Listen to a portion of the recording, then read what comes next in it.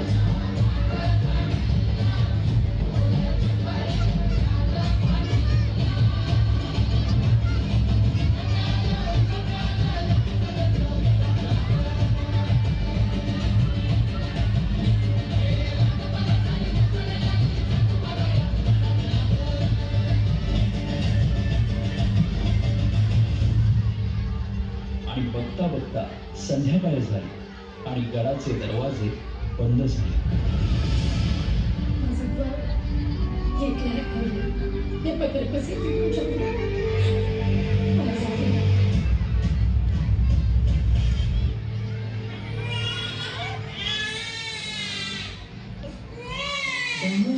जीव पुन्हा उमलू नये कानीत हात जेव्हा आई आई आई दमलेला जीव पुन्हा उमलू नये कानीत हात जेव्हा आई आई आई आई आई आई आई आई आई एवढा मोठा गड पश्चिमेचा कडा आहे. तिथं ना तटबंदी ना बोस कडा असा भरत सुद्धा तिथून फक्त वारावर येतो आणि पाणी खाली आई भावाने राहील पाठीशी उभी. आई भवानीला संधीकडे पोचता येत नाही म्हणून तिने आई बनवली. पोटासाठी घरी रोज हिंडते पाऊल कान घेते क्षण क्षण पिरांची चाहूल.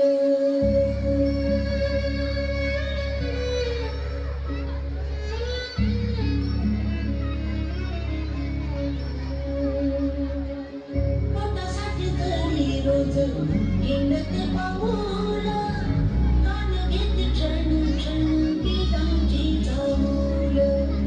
झोपेमध्ये सुद्धा